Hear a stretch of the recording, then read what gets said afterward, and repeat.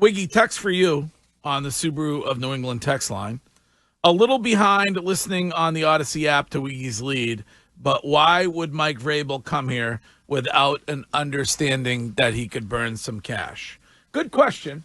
Wiggy's lead was this morning at 6:20, 6:30 when we did our leads. Was you are growing concerned with the New England Patriots? And cash. Yeah. Ready to burn some cash. You're worried that it's going to be business as usual over there? Yep.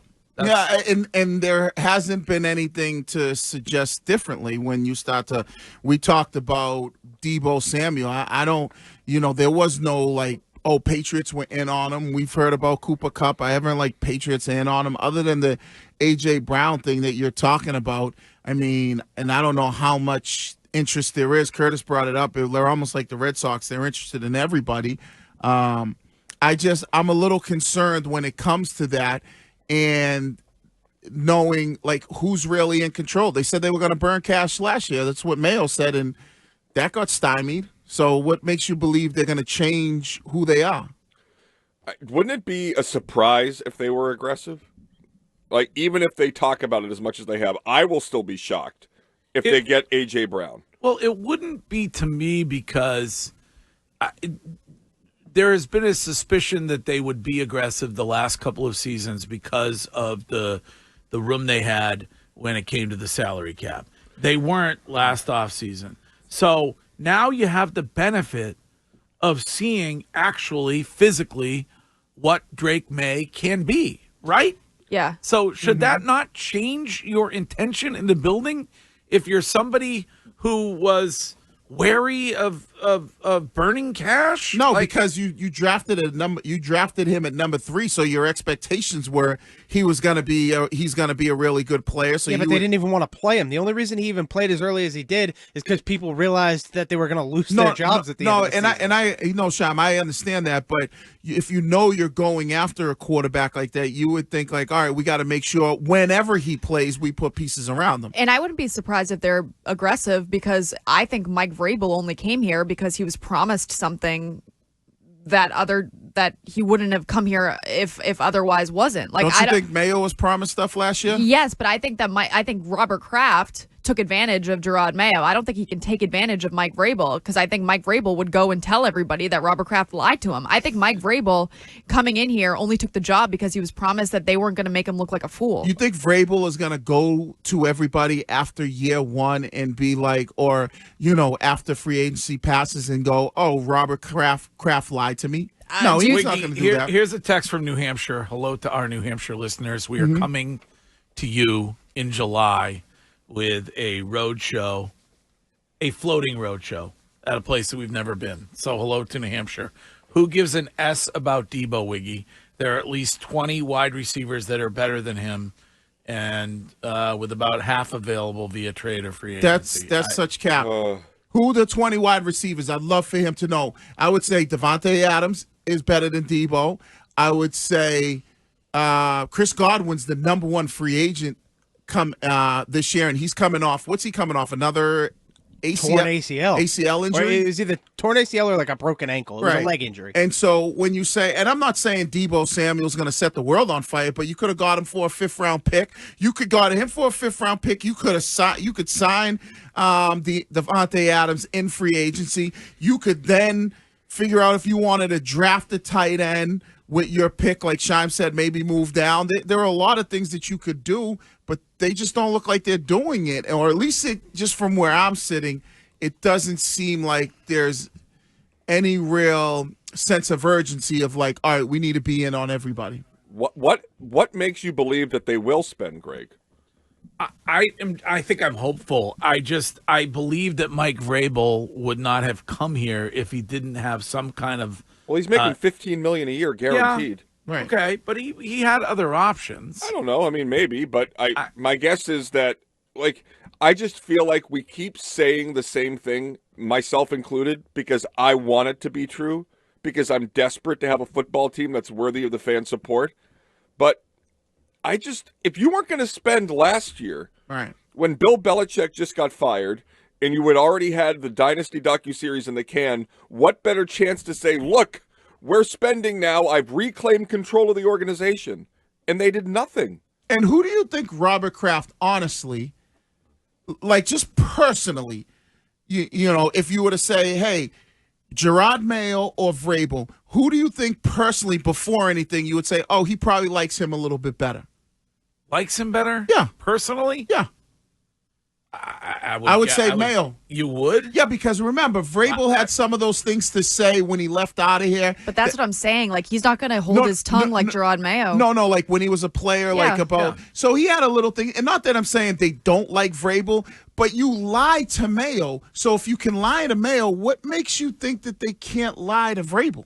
And say, oh, yeah, no, Mike, we're going to give you everything you want. Don't worry about it. Because Mike Vrabel's not a guy who he's not coming in here in the position that he has to suffer fools gladly. Like they needed him. He held the cards. But if you believe your side, Greg, and you might be right, didn't Robert Kraft lie to Bill Belichick about the spending? And if you believe that Kraft was in charge of the spending, then he lied to Belichick. So if you can lie to Belichick, why couldn't you lie to Vrabel? Right. So you lied to Bill, you lied to Mayo. Curtis is right. You can, and not that they're like you bold-faced lying, but maybe they're making him believe they're willing to go a little bit further when it comes to spending.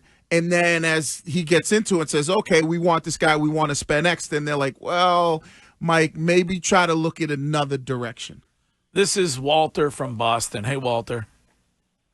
Wiggy, the part that I don't understand with you is, so you're saying that the Patriots can force them guys to take the money. Like, if you're a free agent and you're looking at the Patriots, you see Gonzalez and you see the quarterback. There's nothing else that makes you want to go there. What I think is going to happen this year, they might end up with Cam Robinson, a couple other good players. Teams are going to have to see them win at least 8 games or something. Guys, for want to go there. It's like the Debo thing I can understand a little bit, but he's a little bit chubby. But I still would have got him. But you can't force these dudes to take this money. You heard what Metcalf said. He doesn't want to go there. So people are going to want to see them be at least a little good before. Why would you take money that you can get close to from somewhere else that's going to win to go to the Patriots and win 5 games next year?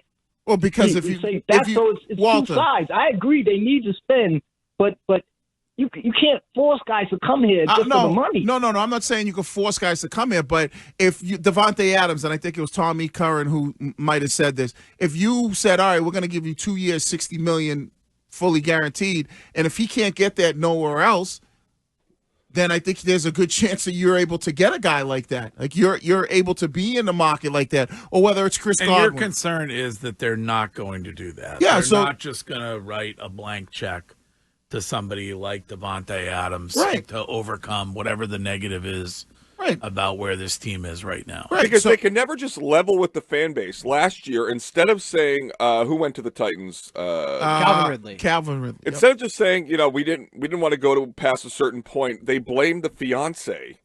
Like, it's expensive to win when you don't have a historically great quarterback. You have to spend at the wide receiver position.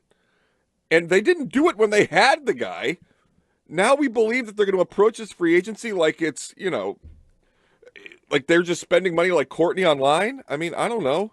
And especially with Shime's mock draft. I'm on a spending spree right now. So, yeah, that's pretty bad. Yeah. Really? Yeah. Oh. Is that a report or is that? Is it spring? Is it like spring wardrobe? No, I just have these blackout moments where I just on clothes or just like household products? Everything. Really? Like it's bad. It's bad. Yeah. All right. It's really bad. You can get caught up in the Amazon too. Right. If yeah. You can get lost in there. But anyway. But Shimes, so now we have to really watch, right? Because Shimes mock draft, you had the Patriots traded down and taking who? Ted McMillan. Wide receiver. Yep. So if they take him, they maybe feel like, well, we're not really in a market for a veteran wide receiver. Or if we are, it might be a guy like Steph Diggs who's coming off a knee injury or somebody that, is a lower level type of player. And then you're just right back to where you were last year. And you're not going after the top of the market free agents or trade players that are available. Well, what gives you an indication that they aren't? Because a texter says that this is the time right now where you should be hearing that they are really in on all of these guys. A perfect example, Cooper Kupp. You saw what Debo went for. Cooper Kupp wants out of the Rams, and the Rams are like, all right, well, we're willing to trade with somebody. Why are you not like, hey, we'll give you a 5th-round pick for Cooper Kupp? And I'm not saying he's going to change the world, but at least you bring it's a start. It's a start. It's gonna make us better. And then if you want to go the Shine route, you want to draft Ted McMillan, and you have Cooper Kupp, and hopefully some of the guys that you drafted last year can take that next step. At least you could say, all right, here's what Drake May has. And the way that these excuses come into the text line, Greg, up in Maine, your favorite continent. Yeah. This gentleman says that they wanted to hire Vrabel last year, but they couldn't get him out of his obligations with Cleveland. Vrabel was not the head coach of Cleveland. I think he was hired in Cleveland after Maye was hired here, and he wasn't the head coach, so you could have hired him. Right, just a consultant. Like, stop making excuses for them, please. So that's why and listen, I think Vrabel is a great choice, and I think he's going to bring a lot to the team.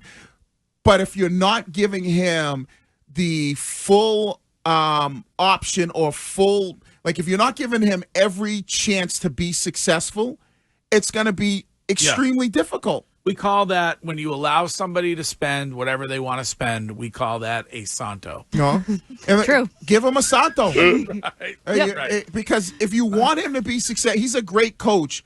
But even if he's coaching here last year, what did he win? 5 games? 6 games, maybe?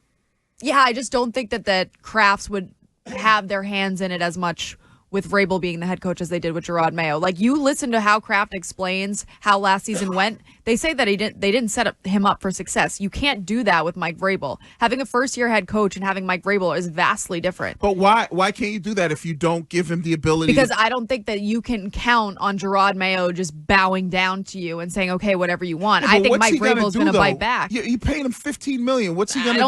I don't think Mike Vrabel cares. I think Mike Vrabel cares more about his image, and this is not a knock against him, in like his career than he does about $15 million. Did Bill ever bite back?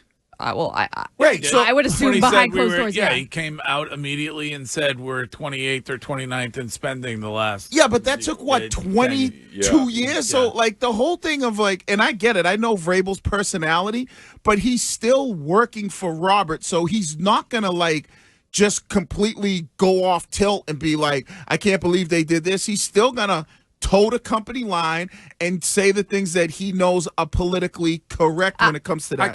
The excuses, you're right, Curtis. Here's somebody suggesting maybe they have a cash flow problem over there. Yeah, I think that's the case. They have a ton of money. We're about to fund a mayoral race. How do you expect them to not have a cash That's problem? a different. Those are different funds. That's a different, oh, you're right. My fault. It's a different account. But they got additional money also from the NFL. Right. So when they're it comes printing cash. Before they sell a ticket, a T-shirt, or a parking spot, they have $400 million in shared revenue from the TV deal. The total payroll of the team is less than $300 million. Do you think they're watching and paying attention to the vibe change that the Red Sox got when they signed Bregman? That was my hope. I thought the best thing that happened this offseason with the Red Sox was that it might incentivize the Patriots to wake up, but I'm probably wrong again. So let me ask you this, Greg, because you brought up Ronnie Staley, right? Yeah. And the projected... Give him as many Trumps as he wants. Right. So they're saying 4 years, $100 million, $65 million, and $70 million in guaranteed money. You think the Patriots... That's 650,000 Trumps. Well, you think the Patriots are in on that? I would hope that they were. Why wouldn't they? Not Ronnie Staley necessarily, but why wouldn't you have been in? If you know you had offensive line issues last year, why wouldn't you? They've been saying, insiders saying that Onwenu is the only person on that line who's essentially guaranteed a job back. Who reported that? I would say him and David Andrews. It was Gladys Friedman, Elliot's wife. Ooh, I like her podcast. And then I just repeated it. Embarrassing. Yeah. Verbatim. Take the show away. Embarrassing. What?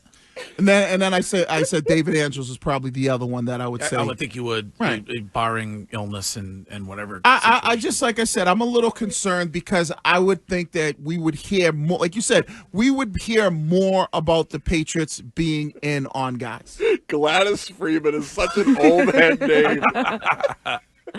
She's got some good stuff, though. I don't know if you follow her on Facebook. I love her marketplace. This is Brett from Dorchester. Hello, Brett. Hey, good morning. Good morning. First time, long time. Thank you, Brett. What I wanted to say is that 2 years ago, Washington wasn't a destination. Right. 2 years later, look, everybody, it is a destination. Debo, I don't know what y'all mean by Debo is washed. Debo is going to make Washington even a better team. He does everything, runs, catches. He's a little chubby, but he does everything. They're going to be even better with him. So the Patriots have a quarterback. They can do the same thing. They just need to win some. It's cold here, but winning makes you warm. So they'll be able to get it through. They just got to add a couple of pieces, and people will start wanting to come here, just like Washington. Nobody wanted to go to Washington. Yep. No. I mean, it is jarring when you think that just a season ago you were in the exact same spot that the Commanders were in. Yeah, but you think of the Commanders, I mean, they had to do a complete overhaul of their ownership. Like, for the Commanders to switch things up and make it a destination, that wasn't just adding a few pieces. That was a complete rebrand. But they also had good building blocks. They had Terry McLaurin, right? They had Brian Robinson. So they had good building blocks, and then they got the quarterback, and they said, all right, you know what? We're going to play this guy, and we're going to see what we have in him. And Jaden Daniels ends up being really good, and now they're able to, even build around them even more. So I don't know what the Patriots are waiting for. We've seen Drake Maye. He's good. So, all right, let's be in on early trades before free agency.